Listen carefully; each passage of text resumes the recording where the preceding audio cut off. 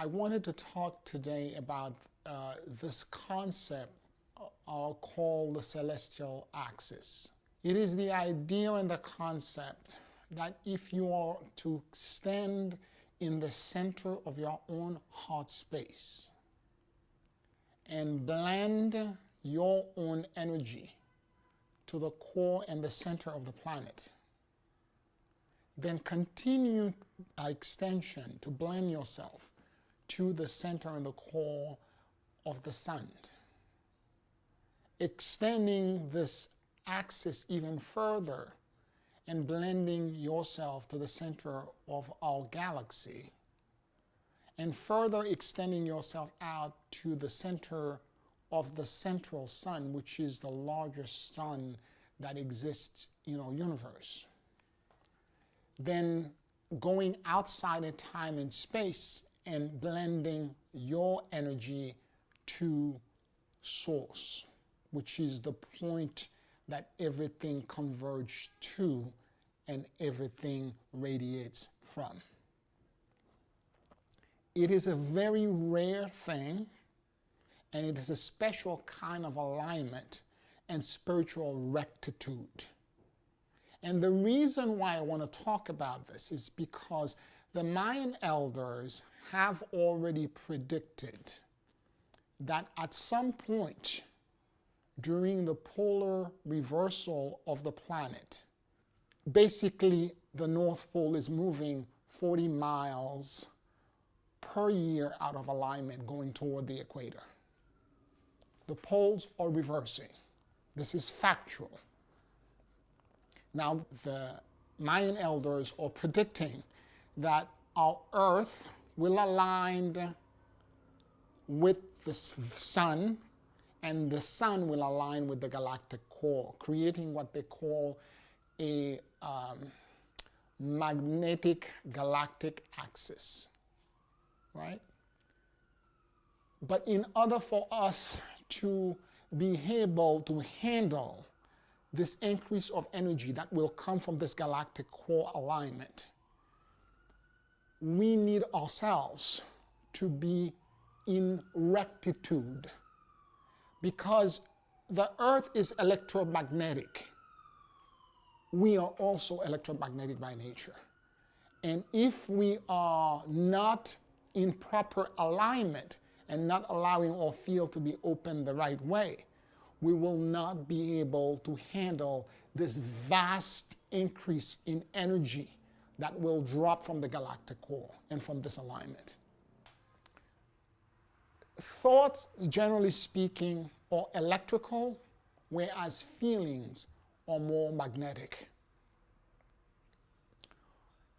Now, our brain has the capability to evaluate, to measure, and to seek out data and information. But there is a different kind of intelligence that also exists in our body. And that intelligence is what scientists who've done tremendous amount of research in this field are calling heart intelligence.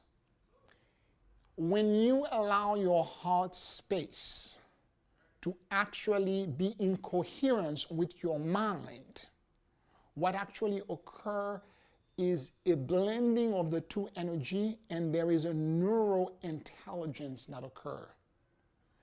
The heart begins to have awareness that is more inclusive. Instead of just thinking about quantity and measuring, it's qualitative. So the blending of the two creates a different kind of awareness. And how do you do it? It's very simple. You simply, the way I guide people in meditation, my students all the time, it's drop your head in the middle of your chest. You close your eyes and you let your awareness just drop, and there it is. All of a sudden you begin to feel energy all the way around you. Now, what this does, that kind of intelligence, is that it creates a torsion field. A torsion field is a donut. a torus that creates a magnetic field around you. And once that magnetic field is created, it has a different kind of awareness that takes into account the connection that exists, because most forces in nature, if not all of it, exists in a torsion field. Most of the time, because we live in our head space, we're not paying attention. We're actually disrupting this normal magnetic torsion field that exists. There are three natural states in which the torsion field occurs. It occurs during sexual intercourse, at birth, and during meditation. Okay? So if you are able to calm yourself down and drop into that heart space, you end up having that what is being called scientifically the mind and heart coherence, which is the blending, allowing the neurointelligence that exists in our heart space. The fascinating thing about this is that as a fetus grows, the first organ to actually evolve is the heart. It is not the brain, it's the heart. And it has an intelligence that allows everything else to evolve and grow. It creates everything else. Everything in our body really should be subject to that energy. But we are so busy and so distracted with our five senses experiencing that we get disconnected to it. So the idea of creating this axis and nourishing it is a concept in Sanskrit called the antakarana. It is actually a bridge, a light bridge that evolves and creates your consciousness from the pineal gland in the middle of your head to outside of your body to higher energetic body. The same way when we are in our heart space, we create a torsion field around us. And that torsion field is measured. Scientists are saying in normal state, it's 4 feet wide. I know people who can project it 8 to 10 feet. In other words, before they enter into a room, as they stand outside, they can begin to gather data and information about what's going on in the room. And so the idea is that there are even higher bodies beyond that. The antakarana is a tube of light that extends from your central axis, that extends and takes you back to all of these centers that I spoke about. And it takes you all the way back to source outside of time and space into where we originally came from. But for most people on the planet, that antakarana is the size of this little finger, where it should really be the size of my head. In Sanskrit, this energy is called the Sushumna. And that energy is what we refer to sometimes as the Kundalini, Ida, and Pingala.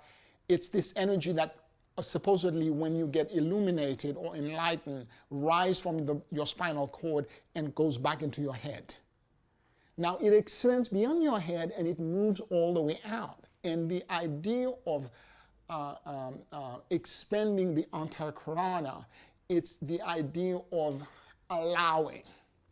Let me just say this very clearly. There are multiple ways, teachers that are out there that are teaching ascension mechanics. Some of them are telling you have to do this exercise, this treatment, food, diet has to change. You have to do all of this other, all of these various, I keep calling it a cosmic games of twisters. Ascension is the most natural process in the world. It is allowing. It is about letting go. The more you let go, the more you allow, the more you're permitting higher consciousness to drop in. Our brain is able to register more than 3 million bits of information per second. How many actually register into a field of consciousness? 2,000. Why? Because we have objections. We're busy editing and saying it doesn't match what I was taught. We're not allowing, we appear not to be able to observe without having objections or judgments. If you can bring yourself to a point where you allow and you have no judgments, when you observe, you just allow information to come in an accepting way, your antakarana will widen. Your vessel becomes bigger. The torsion field that you're creating will become wider and wider, and you continue to expand. The less objections that you have, the less judgments that you have, the wider your field is going to be. And if you can allow this awareness of coming into your heart space to be a state that is more frequent.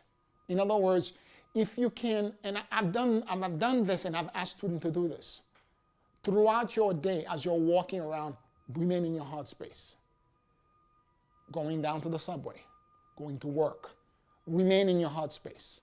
Continue to do this, you'll get to a point where it is so powerful. When I used to be in an office setting and I used to do this, after a week, my heart would be so big and the love that I had in me was so big, I literally would walk down the corridor and hug everybody in my office. I couldn't handle it. I was overwhelmed with so much love that I had to go and hug people and tell them that I love them. You can do this. You can become, remain in that space. And moreover, whatever information that you get into that space is right for you at the moment. Okay? The idea of right and wrong, the idea of what is correct and incorrect, it's a very narrow and very cerebral experience. Whereas when you are in that heart space, what is the right behavior for you at the moment will become clear to you. And that clarity will cause you to take appropriate action for that moment. Doesn't mean that tomorrow it will be correct, but for that moment in time, when you are in the heart space, you will know exactly what to do. Why? Because when you're in that space, you are inclusive and you realize that there is interdependence between you and everything else around you. Whereas when you are in your cerebral mind frequency, what you are is that you're fragmented, you're separated, and you're making decision for the need of self and self alone. So being in your heart space and being in that heart center is the first step. Remaining in that space, in that first step, and allowing this flow to occur will create this beautiful self-sustained magnetic energy system that flows all the way around you and will allow you to communicate in a deep and meaningful way with all forces that exist around you. The geometry of the torsion field exists in nature everywhere. It exists, the same geometry that exists when a flower is being created. Anything that's around you, it has this magnetic geometry in it. Our sun has it. The planet has it around it. Okay? And that's the magnetic field that creates around it. The galactic core has it. We need to become in resonance.